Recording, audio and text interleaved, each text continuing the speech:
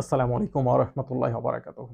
সম্মানিত দর্শক সকলকে স্বাগত জানাচ্ছি বিআর মাসুদ ইনফোর আরো একটা ইনফরমেটিভ ভিডিওতে। বন্ধুরা, আপনারা থাম্বনেল দেখে বুঝতে পেরেছেন যে কি বিষয়ে আলোচনা করতে চলেছি। তো এই কি বিষয়ে আলোচনা করতে চলেছি সেই মূল বিষয়ে যাওয়ার আগে আপনাদের একটা ছোট্ট গল্প শোনাতে চাই।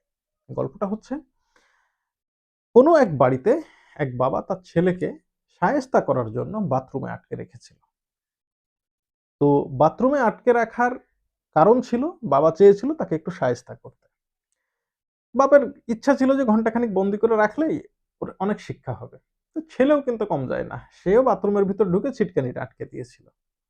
এবার ঘন্টাখানিক পরে বাবার এবার প্রাকৃতিক ডাকে সাড়া দেওয়ার জন্য বাথরুমে যাওয়ার প্রয়োজন হলো। ছেলে এবার আর দরজা খোলে না, দরজা খোলে না, বাবা এবার কাপড়ে চুপড়েই করে দিল।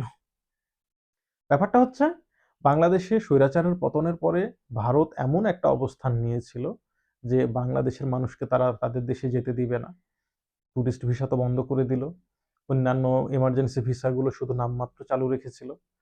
এর ফলে বাংলাদেশের অনেক, অনেক মানুষ বিপদে পড়েছে, অনেক অ্যাক্সিডেন্টও ঘটে গেছে। বিশেষ করে যারা মেডিকেল ভিসায় ভারত যেতে পারেনি। এখনো আমার পরিচিত অনেক মানুষ আছে যারা অনেক চেষ্টা করেও ভারতে যেতে পারছে না।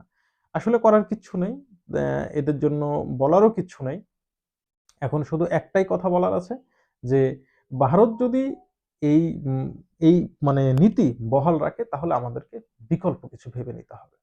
তো যাই হোক, এর ফলে শুধু বাংলাদেশ ক্ষতিগ্রস্ত হয়েছে এমন না, ভারতের ব্যবসায়ীরাও অনেক বড় ক্ষতিগ্রস্ত হয়েছে। বিশেষ করে ভারতে যে পরিমাণে পর্যটক প্রতি বছর যায় তার বেশিরভাগই কিন্তু বাংলাদেশী।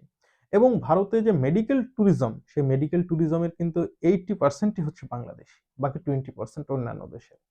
এছাড়াও কলকাতার ব্যবসায়ীদের একটা বিরাট অংশ বাংলাদেশীদের উপর নির্ভর করে। বর্ডার বাজারগুলো বাংলাদেশীদের উপর নির্ভর করে। এক্ষেত্রে যে সমস্যাটা সবচাইতে বেশি দেখা দিয়েছে, সেই সমস্যাটা হচ্ছে কলকাতার ব্যবসায়ীরা। এছাড়াও ট্যুরিজম ব্যবসায়ী যারা আছে তারা কেন্দ্র সরকারের কাছে বারবার আবেদন করছে বাংলাদেশীদেরকে ভিসা স্বাভাবিক করে দেওয়ার জন্য। এই কারণে ভারত তাদের পররাষ্ট্র নীতিতে একটা পরিবর্তন এনেছে। এখন এই পরিবর্তনটা কি? এই পরিবর্তনটাকে কেন্দ্র করে কিন্তু বিভিন্ন ইউটিউবার নানা রকম ভিডিও, মুখরোচক ভিডিও দিয়ে বলে ফেলছে ভারত বাংলাদেশের ভিসা স্বাভাবিক হয়ে গেছে, কয়েকদিনের মধ্যেই টুরিস্ট ভিসা পুরোদমে চলবে, মেডিকেল ভিসা স্বাভাবিক হয়ে যাবে, ডাবল এন্ট্রি ভিসা যা চাইবেন তাই পাবেন, মানে মুড়ির মতো ভিসা দিবে এইরকম। তবে কিছু নিয়ম কানুনের মধ্যে। ভাই আমি বলছি বিষয়টা একেবারে ভুল। কি পরিবর্তন এসেছে? পররাষ্ট্র মন্ত্রণালয়ের যে একটা নীতি আছে, ইমিগ্রেশন অ্যান্ড ফরেনার্স রুলস, সেইখানে কিছু পরিবর্তন এনেছে এবং এই পরিবর্তনটা এনেছে কিন্তু বাংলাদেশিদেরকে উদ্দেশ্য করেই। বিশেষ করে তারা এখন বুঝতে পারছে যে এখন সম্পর্ক স্বাভাবিক না হলেও বাংলাদেশে কিন্তু নির্বাচিত একটা গভর্নমেন্ট আসলে তখন স্বাভাবিক হতে হবে এবং সেই নির্বাচিত গভর্নমেন্টটা হতে পারে ইসলামিক কোনো দলের। তো ইসলামিক কোনো দল ক্ষমতায় চলে আসলে ভারতের জন্য বিপদ, কারণ তারা খুব ভয় পায়, ইসলামিক দলগুলোকে খুবই ভয় পায়, এতে কোনো সন্দেহ নাই। বিশেষ করে আপনি দেখবেন যদি কোনো দাড়িওয়ালা ইয়াং মানুষ আমার মতো গোঁফ নাই ভারতে যাচ্ছে, তাহলে দেখবেন ইমিগ্রেশন অফিসার গুলো বারবার ঘুরে ঘুরে তাকাচ্ছে, তাদের ভিতরটা যেন একটু আঁতকে ওঠে। আমি দেখেছি। তো বিশেষ করে এই সমস্ত বিষয়গুলো থেকে আগাম প্রোটেকশন স্বরূপ কিছু পরিবর্তন এনেছে, কিন্তু কিছু রুলস এর পরিবর্তন এনেছে। রুলস গুলো কি কি? যেমন আপনি টুরিস্ট ভিসায় যান আর যে ভিসাতে যান, স্টুডেন্ট ভিসায় যান বা মেডিকেল ভিসায় যান, আপনি যেখানে অবস্থান করবেন সেখানে গিয়ে প্রশাসনকে জানাতে হবে। তো এটা কিন্তু আগে থেকেও ছিল, প্রশাসনকে জানাতে হবে।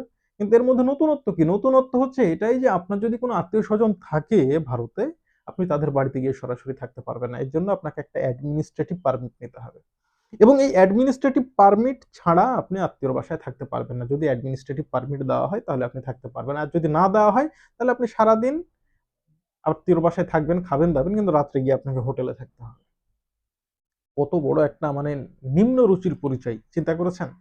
এই কাজটা কিন্তু মায়ানমার করে থাকে। বিশেষ করে আপনারা জানেন যে বাংলাদেশের কক্সবাজার টেকনাফ অঞ্চলের অনেক মানুষ আছে। আমিও দেখেছি তাদের অনেকের আত্মীয়স্বজন কিন্তু মিয়ানমারে থাকে। তারা যদি বেড়াইতে যেত তাহলে করা হতো কি?